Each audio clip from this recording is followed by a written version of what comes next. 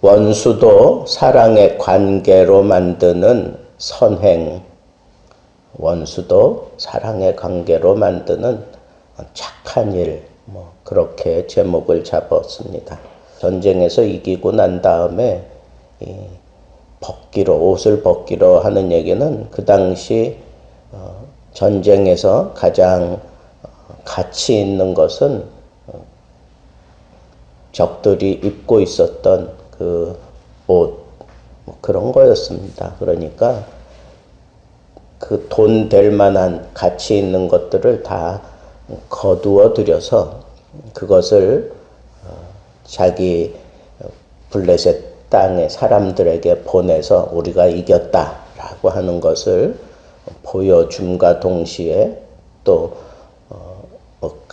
칼이나 아니면 더 소중하고 기념이 될 만한 것들은 자기들이 모시는 그 신전에다가 갖다 두게 됩니다. 그래서 완전하게 우리가 승리했다. 그리고 우리에게 승리를 주신 그 신을 우리가 찬양한다 하는 그런 의미로 이런 일들을 벌이는 겁니다. 그러다가 사울과 그 세 아들이 죽어 있는 것을 보고 사울의 목은 잘라서 그 신전에다가 보냈고 그 나머지 그 몸뚱아리 그리고 세 아들은 벳산 성벽에다가 이렇게 창이나 이런 것들로 찔러서 거기다가 박아 놓았습니다. 아주 모욕을 주는 거죠. 다시는 우리에게 대들지 말아라 하는 그런 차원에서 완전히 우리가 너희들을 이겼다, 지배했다 하는 그런 의미로 그런 일들을 벌이는 게 그 당시 고대 전쟁의 풍습이에요. 그런데 7절 말씀에 보면 그 블레셋 사람들이 이렇게 전쟁을 하고 난 이후에 그 지역에 거주했다, 거기 살았다 그런 거 보면 이제 완전히 그 땅을 정복을 하고 그곳에서 또아리를 틀었다라고 하는 것을 알 수가 있습니다. 그런데 그런 지경을 이렇게 가만히 보면서 들었던 길르앗 야베스 사람들이 갑자기 일어나서 그 적진을 향하여 밤새도록 달려가서 사울 그리고 그 세 아들의 그 시체를 그 벽에서 끌어내려 가지고 자기 지역으로 와서 그 에셀나무 아래에 그 시체들을 장사 치릅니다.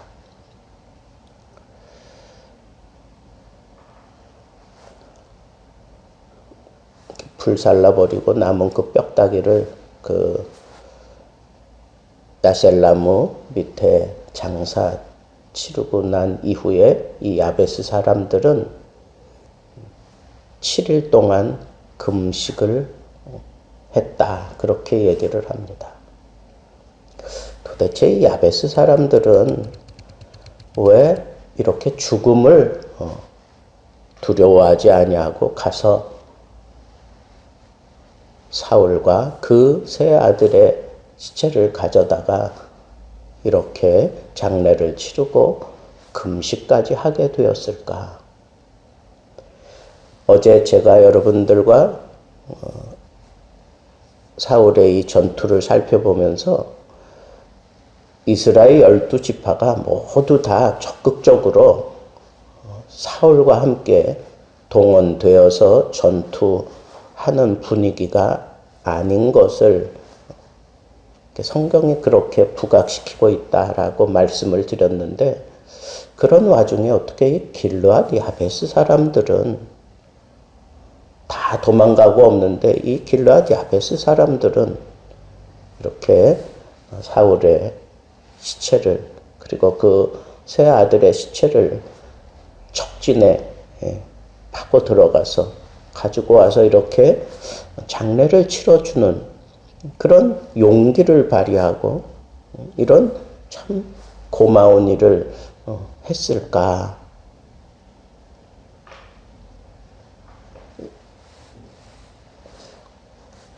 그 사무엘상 11장에 보면 이 길르앗 야베스는 이렇게 조금 산 위에 있는 그런 고을이에요. 아주 약체예요. 아주 약체고 누가 도와주지 않으면 자기들 스스로를 지켜갈 수 없는 그런 족속들입니다. 그런데 암몬하고 아주 가까이, 그러니까 암몬과 국경을 이렇게 사이에 두고 있는 그런 지리적인 요건 때문에 이 암몬에게 우리가 당신들을 잘 섬길 테니까 뭐 그러면서 이렇게 숙이고 들어가고 그러기도 하는 그런 약체예요. 근데 이 암몬이 이 길르앗 야베스 사람들을 아주 상당히 괴롭히고 몰살시키려고 하는 그런 심각한 위기를 당했을 때 사울에게 도움을 요청합니다. 그때 사울이 이스라엘 12지파에 암소 이렇게 쪼가내가지고 다 보냈습니다. 이 전쟁에 참여하라고. 그랬을 때 모든 이스라엘 백성들이 모여들어서 암몬과 전쟁을 벌여서 쫓아내고 길르앗 야베스를 안전하게 지켜주게 됩니다. 그런 은혜를 입었기 때문에 길르앗 야베스 사람들은 그 은혜를 간직하고 살았습니다. 그러다가 사울이 이런 지경에 이르게 된 것을 알게 되고 정말 목숨을 걸고 블레셋 사람들이 거기 진을 치고 있는 거기서 거주하고 있는 그곳에 파고 들어가서 그 시체들을 가져다가 장사 치르고 금식까지 하는 그런 은혜 갚는 모습을 길르앗 야베스 사람들이 보여주었다 하는 겁니다.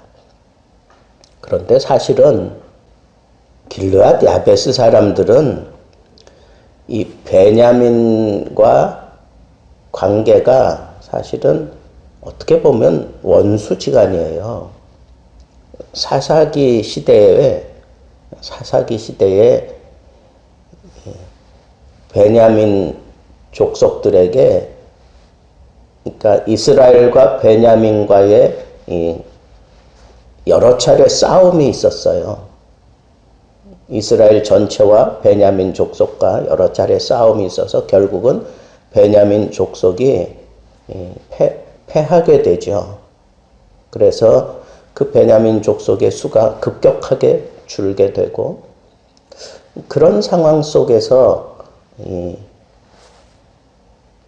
12지파를 온전히 이렇게 지켜내기 위해서 그 골육지척으로 만들어낸 게 뭐냐 하면 이 길르앗 야베스 사람들을 자기들의 총회에 참여하지 않았다고 해서 이 사람들을 도륙을 해요. 그러면서 도륙을 하면서 남자들은 다 죽이고 여자들 가운데 처녀들만 살려가지고 베냐민 지파 사람들에게 준 거예요. 그래서 이 베냐민 지파 사람들에게 어떻게 보면 참 원한을 가질 수밖에 없는 그런 관계였는데 어쨌거나 베냐민 지파와 함께 살면서 자식들을 낳게 되고 그러면서 길르앗 그 야베스 그 고을을 지켜내고 또 어린아이들이 좀 자라났겠죠. 그래서 그 길르앗 거민이 이렇게 형성되고 그랬던 것 같아요. 그러다가 암몬 족속의 침략을 당하게 되고 사울이 의분을 일으켜서 완전히 그 암몬 족속들을 쫓아내고 길르앗 야베스를 지키는 거죠. 어찌 보면 자기 베냐민 지파라고 생각했기 때문에 그럴 수도 있습니다. 그런데 남이 거들떠보지 않는 그런 베냐민 지파 산꼭대기 있기 때문에 그냥 모른 척도 할 수 있는데, 그러나 사울은 하나님의 영에 감동함을 입어서 그렇게 도와주게 돼요. 그때 은혜를 입고 자기들의 그 목숨을 부지하고 그 길르앗 야베스 그 주민으로서 그렇게 명맥을 유지하게 된 것을 사울의 은혜라고 생각하고 있다가, 사울이 이런 지경에 죽임을 당한 것을 알고는 촉진까지 파고 들어가서 이런 은혜 갚는 그런 모습을 보여준 겁니다. 그 사람들이 생각할 때에는 사울은 자기들의 어떤 목숨을 부지하게 만들어준 그런 은혜를 끼친 자라고 생각을 했던 거지요. 본래는 원수같이 생각해야 되는 그런 관계지만 이렇게 선행을 베풀었더니 그 누구도 거들떠보지 않고 다 뿔뿔이 도망가고 말았는데, 이 길르앗 야베스 주민들은 이 은혜를 잊지 않고 자기들에게 베풀었던 선을 잊지 않고 이런 선행을 되갚아 주고 있는 그런 모습을 오늘 보게 됩니다.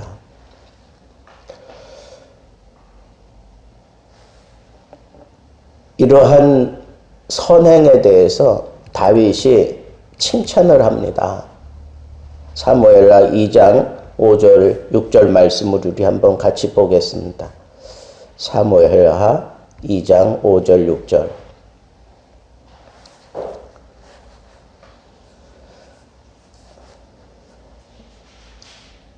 이때는 다윗이 유다 사람들에 의해서 왕으로 기름 부음 받아서 유다 족속의 왕이 되고 난 이후에 이 사울을 길르앗 야베스 사람들이 장사 치렀다라고 그렇게 보고를 듣고 난 다음에 다윗이 길르앗 야베스 사람들에게 전령을 보냅니다.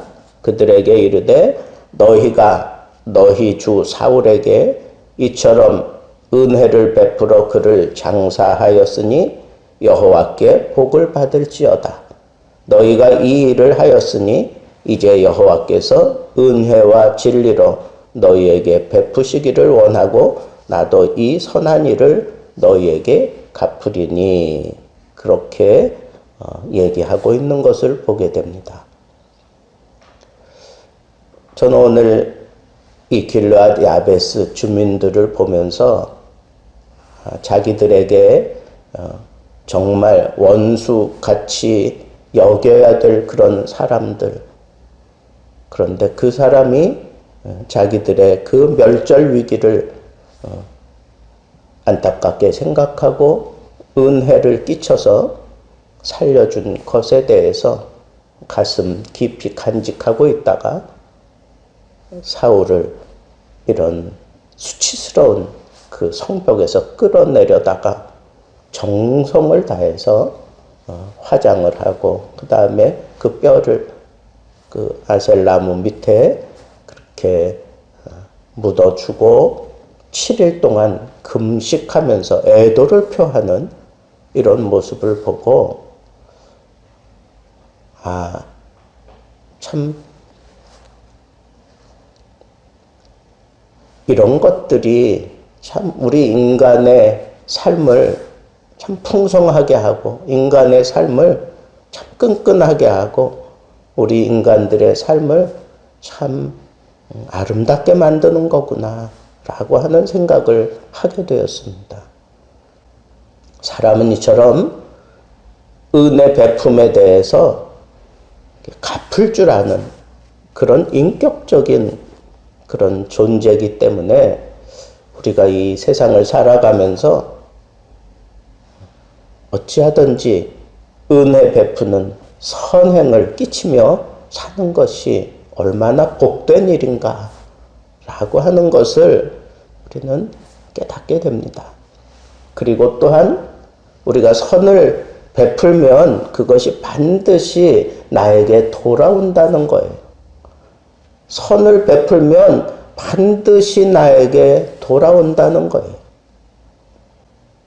오늘 우린 이런 말씀들을 통해서 마음에 좀 새길 뿐 아니라 실천을 해야 합니다. 선을 베풀고 살아야 한다.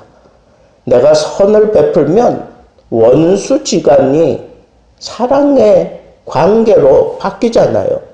원수지간일지라도 내가 진심을 다해서 선을 베풀고 은혜를 베풀면 그게 사랑의 관계로 달라지고 정말 그 수치스러움을 자기 수치자고 생각하고 그 적진에 파고 들어가서 그 시체를 가져다가 화장하고 뼈를 묻어주고 7일 동안 애도를 표하는 금식을 하면서 지내는 그런 아름다운 모습, 그 아름다운 모습의 시작은 선을 베푸는 데 있었다 하는 거예요.